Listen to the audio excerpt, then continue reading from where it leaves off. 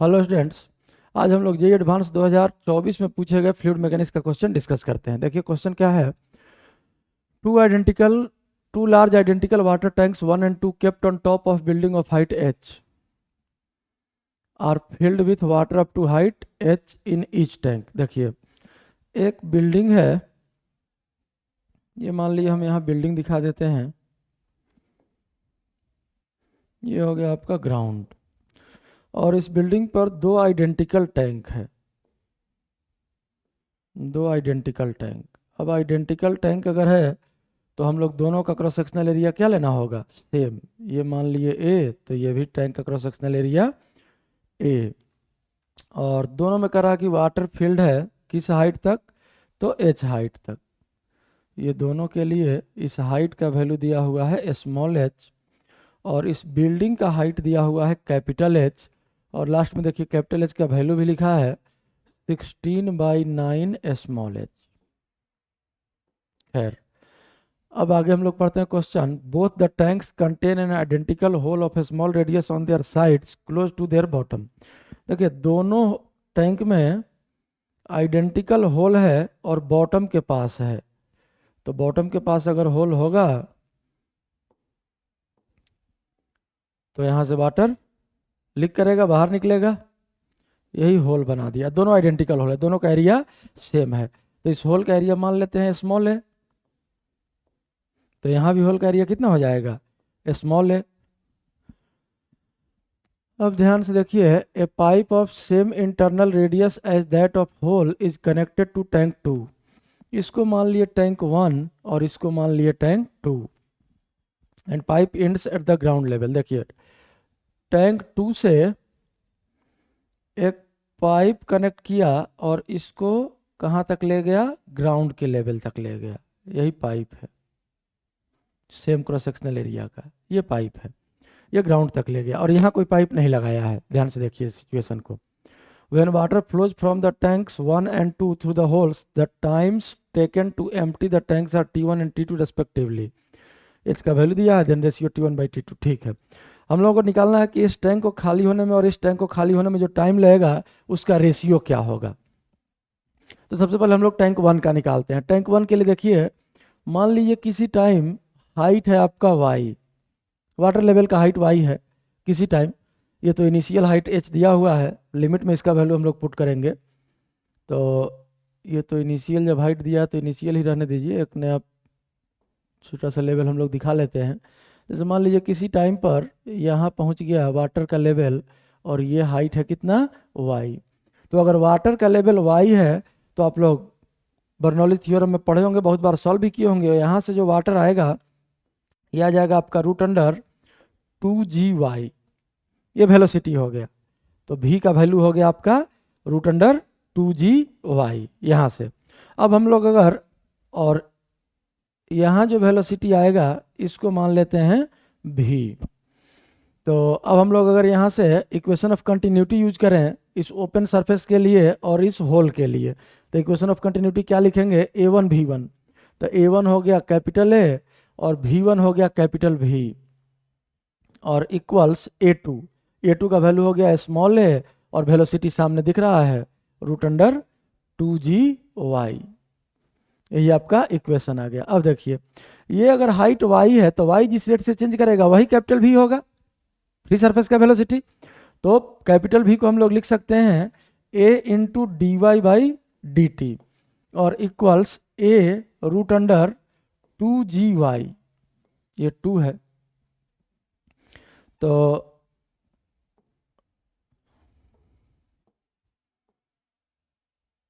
इस 2 को ठीक कर लेते हैं, ये 2 है।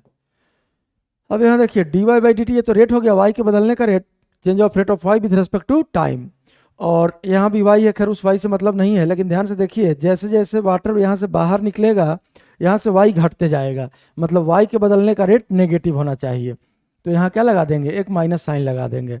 और अब इस एक्सप्रेशन को सिंप्लीफाई करते हैं तो इसको हम लोग लिख सकते हैं, ध्यान से देखिए dy/√y यहाँ से नीचे आ गया, और इक्वल्स राइट साइड क्या बचा, -a/A √2g, और dt इस साइड गया। अब इसको इंटीग्रेट कर लेते हैं हम लोग।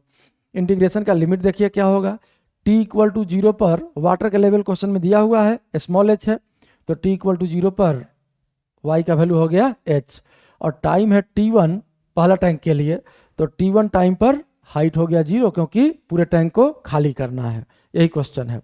अब अगर इसको इंटीग्रेट करें तो इंटीग्रेशन आप लोग पढ़े होंगे, dy बाई रूट वाई का इंटीग्रेशन हो जाएगा 2 रूट वाई, और लिमिट हो गया lower limit h upper limit 0 equal to minus a by capital A root under 2g, और dt का इंटीग्रेशन तो t हो जाएगा, लिमिट पुट करेंगे t1 आ जाएगा।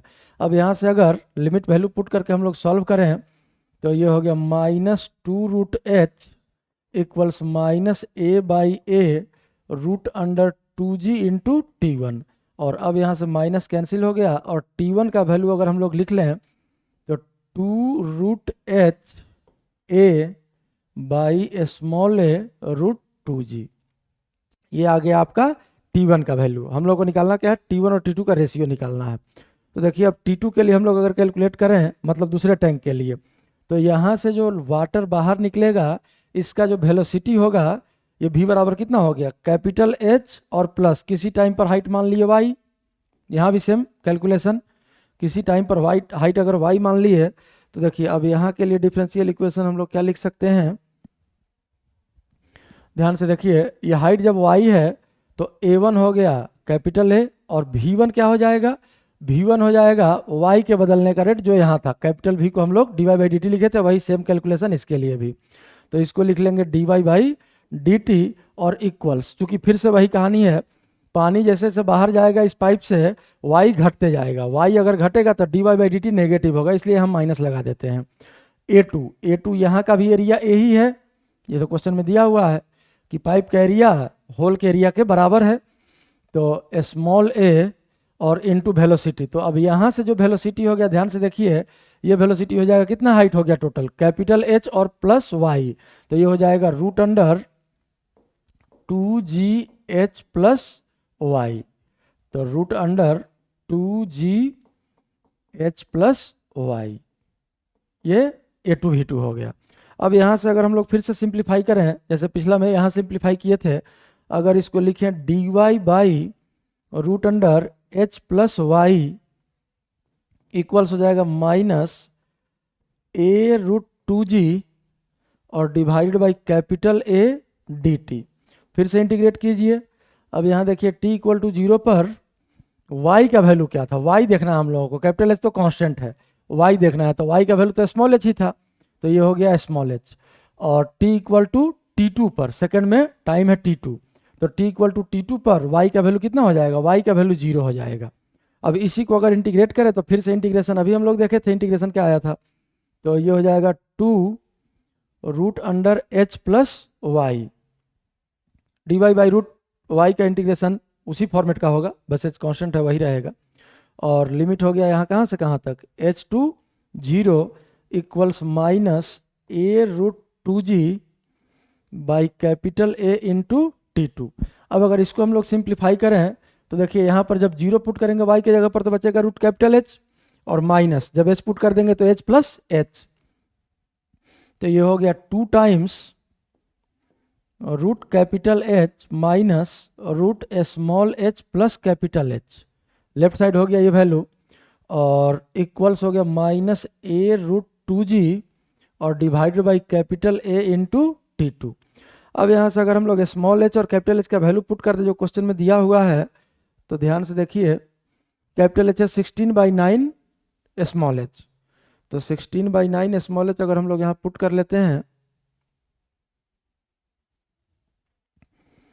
तो ये वैल्यू आपका आ जाएगा, देखिए यहाँ h का वैल्यू 16/9, रूट से बाहर क्या निकलेगा, तो 2 तो बाहर रहेगा ही, और 4/3, और रूट h तो बचेगा ही माइनस, जब स्मॉल h इसमें जोड़ेंगे कितने में 16/9, ये वैल्यू था इधर किनारे में लिख लेते हैं, यही लिख लेते हैं, 16/9 स्मॉल h कैपिटल H है और प्लस स्मॉल h, तो ये हो जाएगा कितना आपका 25/9 स्मॉल h, और रूट से बाहर जब निकलेगा तो ये हो जाएगा 5/3 रूट स्मॉल h, और इक्वल्स हो गया, राइट साइड में वैल्यू क्या आया है minus a root 2g by capital A into T2। अब यहाँ से देखिए ये जो ब्रैकेट है ये निकलेगा माइनस रूट एच बाई 3, तो माइनस माइनस कट गया, और इसके बाद यहाँ से अगर T2 हम लोग सिंप्लीफाई कर लें तो T2 बराबर क्या हो जाएगा, 2 ये 2 है, और रूट एच तो यहाँ से बचेगा, माइनस तो कैंसिल ही हो गया था, रूट एच और कैपिटल ए जाके मल्टीप्लाई हो गया क्रॉस मल्टीप्लीकेशन, और डिवाइड बाई यहाँ से बचा हुआ है डिनोमिनेटर में कितना 3, और यहाँ से क्रॉस मल्टीप्लाई करके गया कितना ए रूट 2g, तो यही T2 का वैल्यू आ गया। अब हम लोगों को निकालना है क्या, T1 बाई T2, तो T1 बाई T2 का वैल्यू क्या हो जाएगा, देखिए T1 यहाँ है, ये पहला टैंक के लिए कैलकुलेशन था और ये सेकंड टैंक के लिए, तो T1 ये वैल्यू है 2 root h capital A by a root 2g, 2 root h capital A by a root 2g, तो ये तो जैसे ही डिवाइड करेंगे कैंसिल हो जाएगा, और T1 बाई T2 है तो 3 कहाँ जाएगा, ऊपर चला जाएगा, मतलब T1 बाई T2 का वैल्यू आ जाएगा 3। यही आपका आंसर हो गया, T1 बाई T2 3।